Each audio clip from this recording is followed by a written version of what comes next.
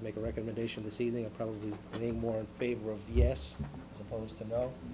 But I'm in favor of listening a little bit more too, and waiting till town meeting to come up with our recommendation. But my inclination is to support it this time. Anyone else in the audience have any comments? Just for some additional information, the proposal would be if town meeting voted favorably for this tax increase, meals tax increase, it would go into effect on January 1st. And we're estimating that the half year's receipts from it would be $50,000. So we're actually taking a conservative approach to the amount of revenue that might be available associated with passing the local option meals tax. One other clarification, and I guess I should have asked this question earlier, and I don't know if anybody has the answer. Once we impose it, can we roll it back? You know, or cities and towns, is it one of these programs that once you adopt it, it's in place? And I think we need. I think we need to. I don't know I think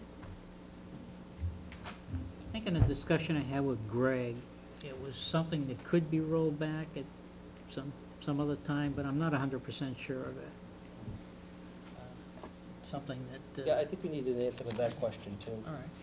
And again, which may impact our thinking in relation to when we oppose it. I mean, we want to oppose it now, or if we impose it come January 1st. I think it should be a hands-off approach on any revenue which is generated from it, and just move it into the next fiscal year, rather than grabbing it now. Okay. My sense is there's 3 members of the board that are at least in support of keeping it on the warrant. I am. And I don't know where you are, Jeff, on that. I still think the state is putting us between a rock and a hard place, but when it comes to a thing like taxes, and since the general public's going to have to pay it, I think Marcy makes a very good point that if they're going to vote on it in the town meeting, then they'll be able to decide whether they want to pay 0.75. I probably won't recommend, but I think the town of North Reading can make their own decisions. All right, so I suspect there's no one willing to make a motion to remove it from the warrant at this point, correct? Well, there's no need to make the motion, Right. but I do not support putting it on the warrant. Yeah, okay. If you're going to take a formal vote on that, I don't know. No, I don't think we need a vote. No, It's on okay. the warrant. I just Okay. want to be on the record as not supporting putting it. Okay, and then with respect to a recommendation, Steve would prefer to hold it till town meeting, recommendation to be made at town meeting?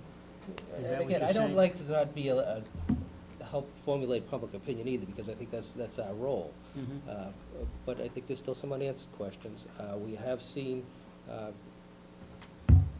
neighboring communities, and I think Danvers also voted no. So you've got Danvers, Andover, and Woburn who have not imposed a local tax. And I don't know if there's any other town meetings scheduled, like in Reading or Stoneham, shortly, to see what the impact is. Because, I don't necessarily want our businesses to be an island either. I don't want to see every other community around here not imposing it and have North Reading be the only one that is. I think that could have a psychological impact on our local businesses and the ability to sustain them through these difficult times. And we certainly don't want to see vacant buildings out there, and we don't want to see businesses go up. And as everybody's pointed out over the years, these businesses have been good, strong supporters and members of our community. And, Mr. Chair, if I may, and just Yes, on Mr. just Vino. one point on Andover, and I may be wrong, correct me if I am, but I believe that their selectmen voted not to go forward with not to it. even consider it. I don't think it went to town meeting. Right, but Yeah. the board decided not to Right. put it Right. forward for consideration, Okay, and that's the yeah. only way it can go, unless there's a citizen petition. Right. So So you're comfortable with holding off recommendation? I'm holding until off. town meeting? I'm willing to hold off on a recommendation just to see what other communities around are doing too, because I think that can impact my decision-making process in it. But again, as of right now, I'm inclined to support it. Okay. Do we have a motion to recommend at town meeting? Well, I'm going to hold off. A recommendation to be made at town meeting. Do I have a second? Second. Motion by Mr. O'Leary, second by Mr. Delaney. All in favor? Aye. Opposed? Unanimous. Article 4, which is the operating budget. And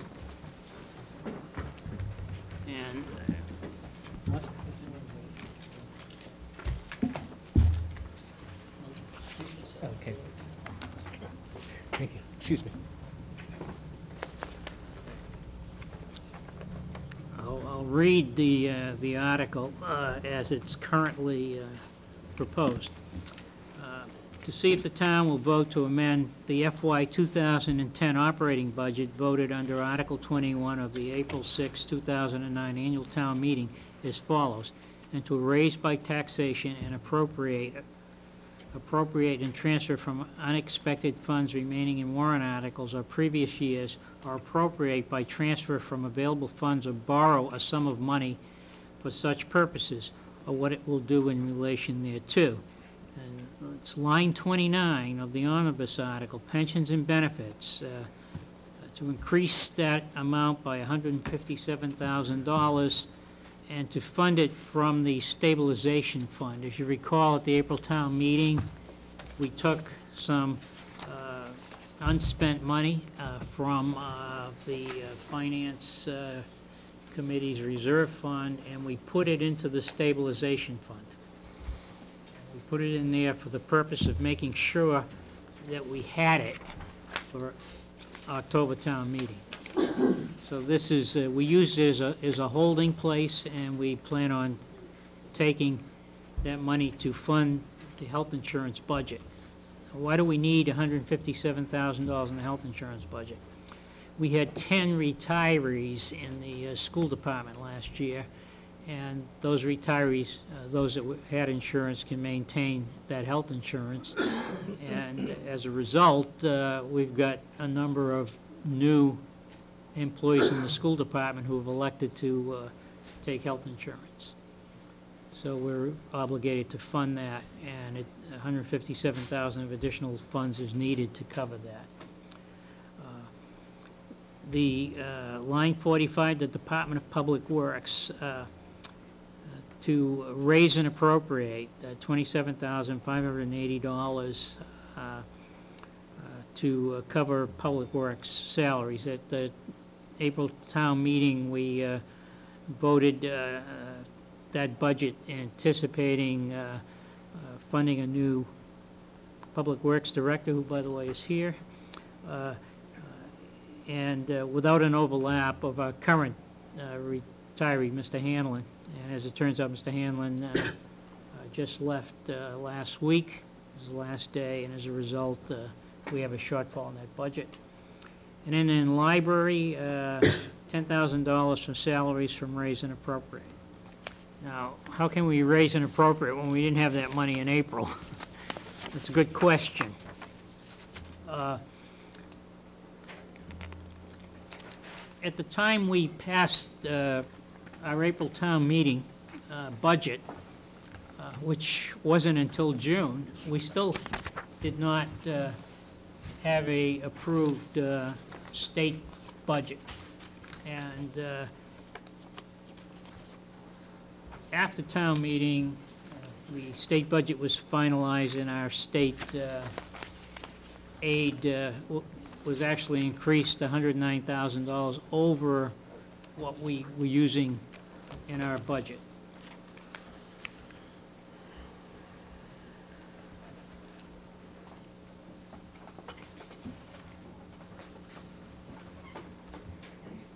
So are there any questions regarding line 29, line 45, line 58? We haven't found it necessary to put anything for the town clerks because the state's going to pay for it, thanks to... Right, we did have... Thanks to Danucci's ruling, which is a good thing. Right. We had, I got something right, which is good. initially, what was the amount, Barbara? The amount was roughly $20,000, not split evenly between the two elections. We, a couple of weeks ago, we thought we were going to have to come up with that money too, and we're hoping now that we won't. It's very possible that an October town meeting we could have to put up some money. Have you heard any more? No, only that the auditor's office did declare it a legal mandate, and under the mandate's law, they are required to Okay. fund it. All right. So we're waiting to hear, on that issue, Mhm. at any time. We have a member of the Finance Committee here tonight?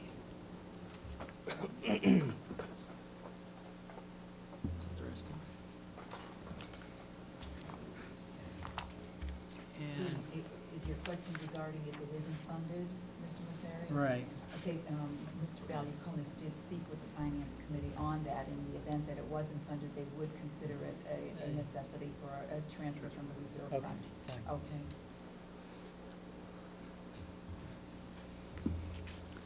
now, there's one additional line item that I had proposed adding to the omnibus article. I'll open it up for discussion, and that was to add $35,000 to the town administrator's budget to fund the youth services budget after October 1st. And, I'd like to just put that up as a proposal for discussion at this point. Do you know what the line number was for that, Barbara? Did he? And did you have the line number for that position?